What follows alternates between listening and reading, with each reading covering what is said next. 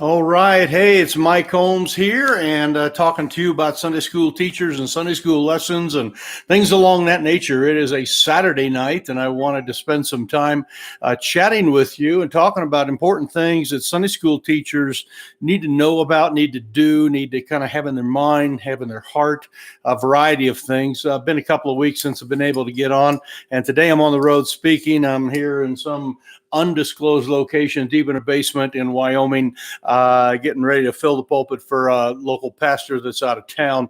But I want to share some things, and what I've titled this, I wrote down here, is what parents need to hear from Sunday school teachers. What parents need to hear from Sunday school teachers. Now, many times parents are not in connection with the Sunday school teachers. Either the kids go over there, they go to class, and then they come back, and there's not a lot of communication there. In many cases, we have bus ministries, and we bring in kids from rough neighborhoods or wherever, and the parents aren't even part of the church. They're not even connected in any way, and they're very distant.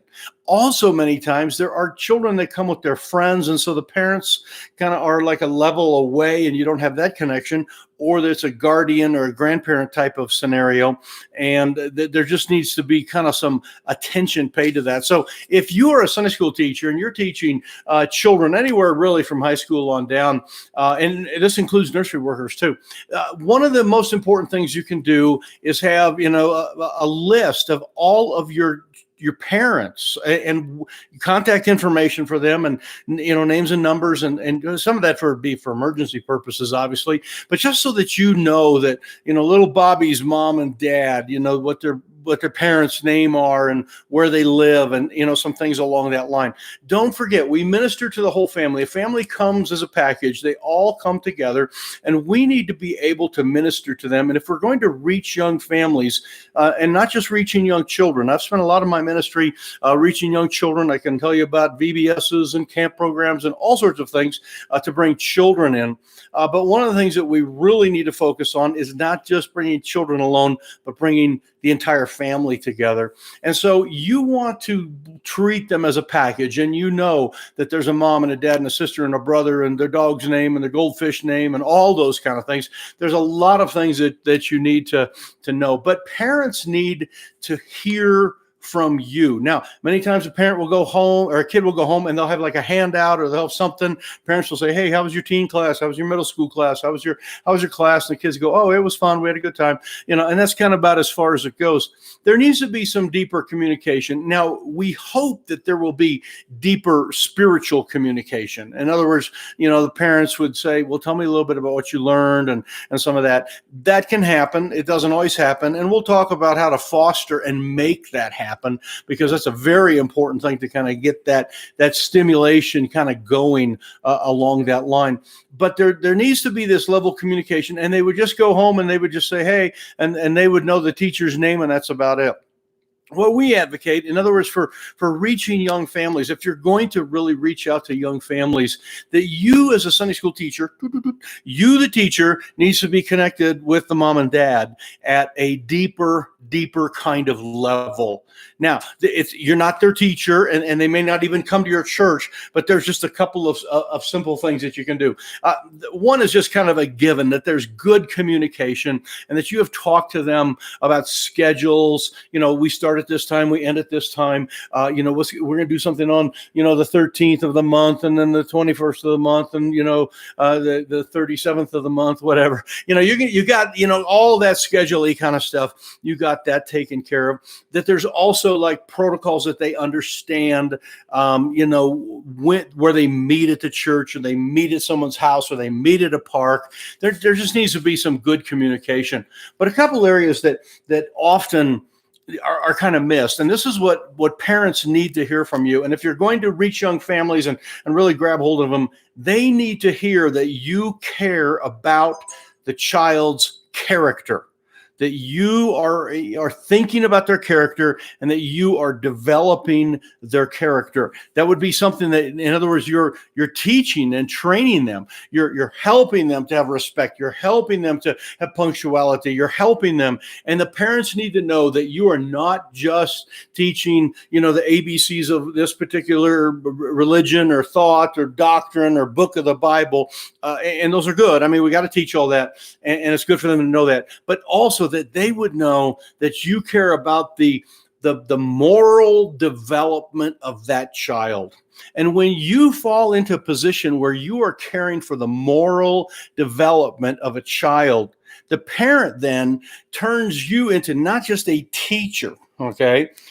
Teachers at school, and God bless them, got a bunch in our church, love them all, okay? But a lot of them, their job is to teach, math or to teach science or some, English or something like that. And they can't go too much further than that. There are just some restrictions. What parents are really looking for is someone to teach their kids character and teach them morals and teach them fortitude and internal strength. And when you let parents know that you are working on developing inner strength in their young boy, and you're teaching their daughter to have moral standards and understand that, the parents will look at you in a totally different way. And then hopefully they'll get more involved in the Sunday school or more involved in the church if they're not, or they will just be supportive of you whenever you're trying to do things. So that was one thing I wrote down, was caring about their character. The second thing is caring about their physical being. And this is obviously with the schedule stuff, we got some of that. You gotta know that. But this is the idea that you would be caring and asking questions to the parents, and they will really appreciate this if how the child's doing. Are there, especially when you sign them up, and for registration purposes on a lot of things, we take care of this on a card. But does your child have any food allergies? Does your child have any foods that they really like or dislike? If you're going to be in a food type of venue, does your child have any health impairments of some level that we would need to know about? There would be a lot of questions like that. Is there just the regular allergies? If you're doing outdoor things, are there the bee sting allergies and all that? Asking those questions, and even if they don't have any of those allergies, it shows that you are really caring about that person as a child and not just another number in your class. You don't have 6 or 7 kids in your class. That's not the way it works. You have 6 or 7 precious gifts from God that have been given to those parents, and you have them for just a short amount of time. And to show that you care about their character and you care about their physical well-being is such an important thing. When we have kids dropped off for an activity, often ask the parents, is there a special time that your child needs to be home? Or is there, we're planning on taking this activity, till 8:00 at night or whatever. We're planning on finishing at 3 in the afternoon, and then we're going to drop the kids off. Is that going to work for you? When you ask those kind of questions, it just really shows that you care. And then there's one other question that you can ask, and this one, you don't ask this the very first time you're with parents. You kind of got to get to know them a little bit, and you spend a little bit of time with them, and you're kind of working with their kid, and you're working on developing, and things are kind of going well. And then what you do somewhere, you say, is there anything special that I should know about your child? And parents really appreciate that. They may come up with all sorts of different answers. Yes, they don't like to, they were bullied recently, or they had an abuse situation, or, they're struggling with their stepbrother, stepsister, or they will share with you some of those struggles. But for you to ask that simple question, is there anything special I should know?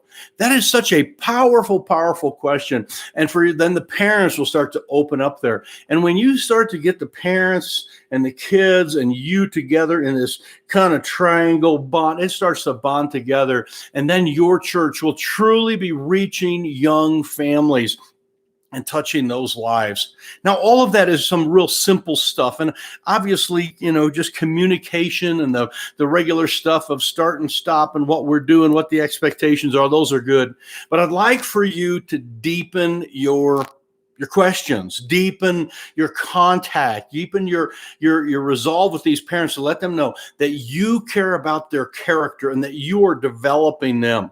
Occasionally those comments like, hey, I noticed your kid, he's really well behaved, or he's really punctual, or man, he's really respectful. You can say some of those things. That's a good thing. So you care about their character, and then you care about their physical well-being. Those two things are going to make a huge difference in your ministry. And I want you this week, sometime, somehow, some way, to get in touch with those parents, try to create a list, boom, boom, boom, boom, boom, all the parents there, and either, call them on the phone, text them, talk with them one way or another, but let them know that you are investing into their lives. And that will be just a powerful, powerful change in the way that you do things.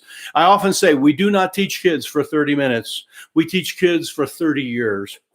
We teach through that child to the next generation. And if we're to reach that next generation, we need to ask some deeper questions and express some deeper caring, as I've just mentioned here. So anyway, this is Mike. Thank you so much for listening. If you've not subscribed to this, hit the subscribe button or share it with somebody. I appreciate that very much. But thank you. You guys have a great Lord's Day tomorrow. God bless you, and we will see you next week.